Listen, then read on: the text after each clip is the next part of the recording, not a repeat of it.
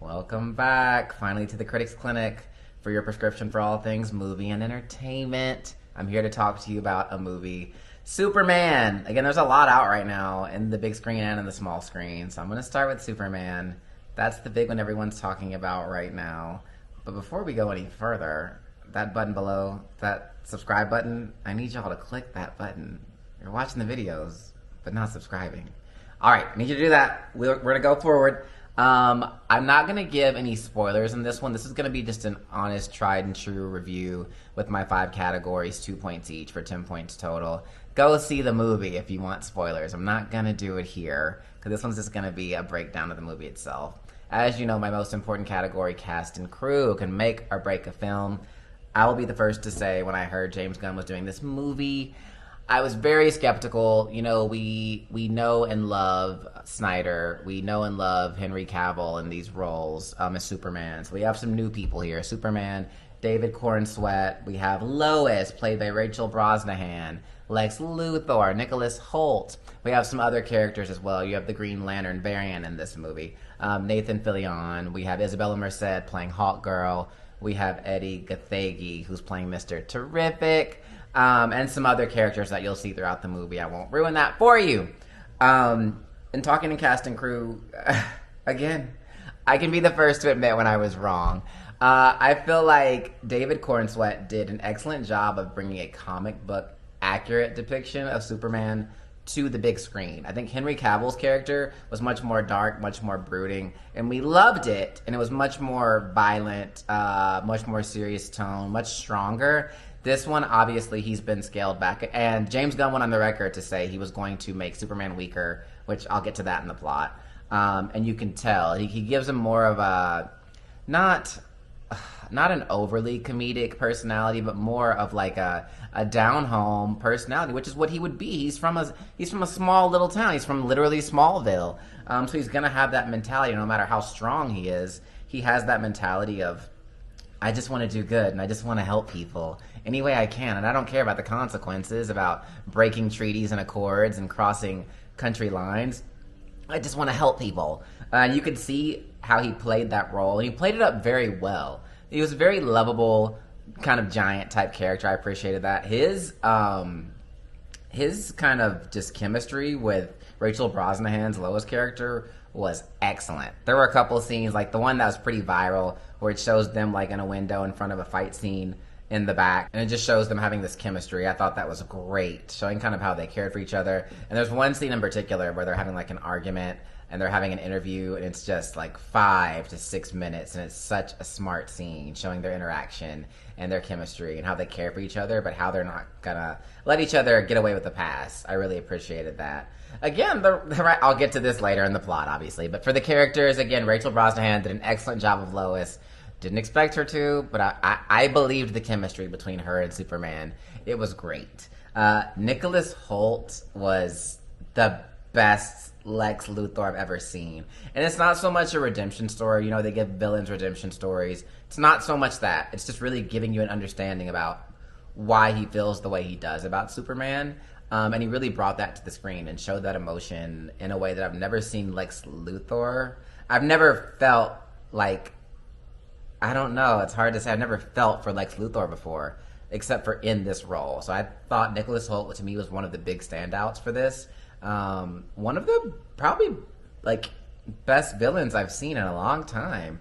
I don't want to fluff any feathers or anything crazy, ruffle any feathers, but very, I don't know, Heath Ledger almost. Not as good as Heath Ledger's Joker, but I do feel like Nicholas Hoult did an excellent job with Lex Luthor. Some of the more side characters also brought a lot to this. Everybody at the Daily Planet really added a lot to this movie, which was surprising because there were a lot of characters in this movie to get to know, and they all really brought their own thing. It never felt overwhelming. Like, they always felt like they added something to the scene, and I really appreciated that.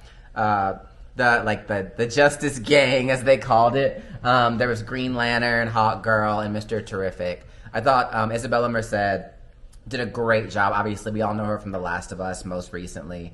And she's did an excellent job. I want to see more of her in Hawkgirl. She actually didn't have a lot of scene time, but what she did have, I thought she did great.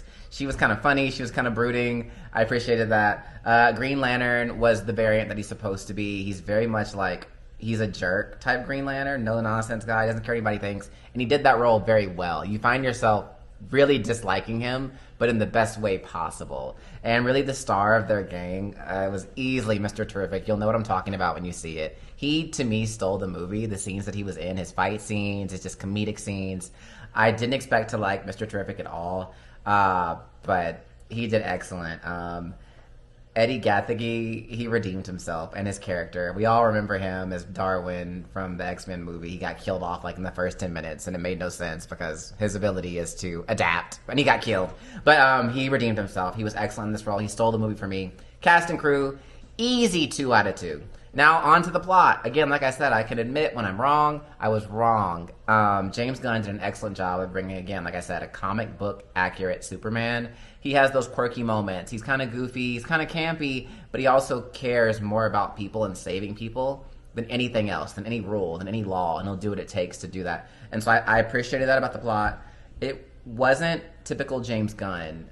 The reason I never liked Guardians was that it was so slapstick, funny, just to be funny, without a message, without a reason for it being. People are dying, worlds are ending, and you're just telling a joke and doing a cartwheel. It never made sense. I never enjoyed those movies. I feel like with this, the campiness works.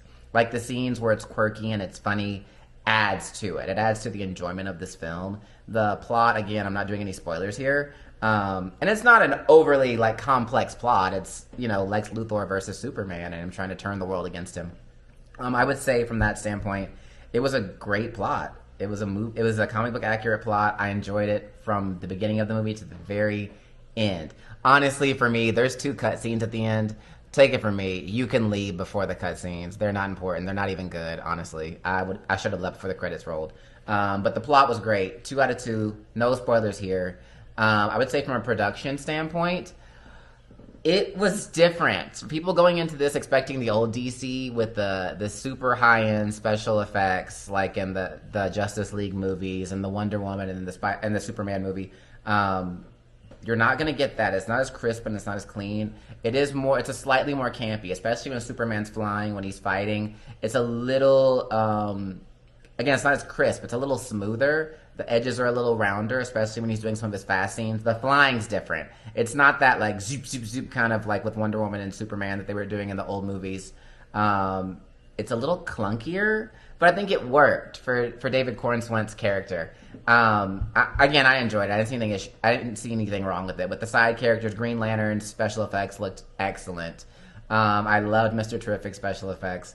I thought he did a great job with the way they showed his technology and how it was used. Lex Luthor's stuff was actually really good too, with how they showed that. The only gripe I would say, I won't take any away points for this, I would say I would like for their flight mechanism to improve a little bit, specifically with Hawk Girl's character. When she was doing her flight scenes, when she was fighting, it looked very clunky compared to the other characters. I'd say they need to work on that for the next movie. Not anything I would take away. I'm still going to give it a 2 out of 2. Right now we're at a 6. We're looking good. Again, production, it was great. They were in Metropolis. They actually flew to Smallville at one point as well. Very believable. I think they said they used Philadelphia for a lot of the movie to like mirror what city they wanted it to look like because David Corenswet's from there. Next is music category. You know how I feel about this. If it's not a musical, if it doesn't progress the story, I usually give it a 2 if it's not overtly horrible. I will say this, as we know, James Gunn loves that oldies music. He loves doing that Guardians of the Galaxy thing. It's not for me. It's never going to be for me. He did try and infuse that in this movie. And one scene for me, I feel like it really took you out of the scene, was Mr. Terrific's main fight scene. You'll know what I'm talking about. And he used a song for me that took away from what was one of the best scenes I've seen in a comic book movie in a very long time. The music just did not go with it. I wish there had been someone in the room to be like, maybe this is not what Mr. Terrific would actually be listening to when he's beating up people. And I didn't like it, especially with the way Mr. Terrific was talking. It was almost like it was almost like a blaxploitation type accent that he was using for a lot of the movie. I wish they had gone that route with the music they'd used for his fight scene. I feel like it would have been more impactful. So for the music, I'm going to give it a 1 out of 2. It wasn't horrible, but it just wasn't my favorite thing. And James Gunn, for me, always gets the music wrong because he always loves that era for everything that he does. It's the one thing he kept in this movie that he should have gotten rid of. To my final category, how did I enjoy the movie? I'm gonna save you all the suspense. 2 out of 2. I loved the movie from start to finish. Again, skip the credits. I was super impressed. My prescription overall for this movie, a 9 out of 10. I'm saying it, a 9 out of 10. I thought it was. I was so surprised, so pleasantly surprised. I was so entertained. Such good jobs by the actors, and I would say, like I said, Nicholas Hoult and Eddie Gathegi were 100% the standouts and actually stole the movie in the scenes that they had. Honestly, truly. But everyone brought their A game. Everyone did excellent. The direction of the movie was excellent, entertaining, comic book accurate. Believe the hype. Don't believe the haters. A lot of people are saying this is a political movie. I don't think that it's overtly political. And it's funny because I saw a quote that someone was like, the movie's not political. It's just people are comparing certain people in power to supervillains. The villains are who the villains have always been in the comic book. So I thought it was very comic book accurate. It's a story about Superman wanting to save lives. It's as simple as that. I thought it was an excellent movie. 9 out of 10 prescription. Definitely go see it. Stand by for more.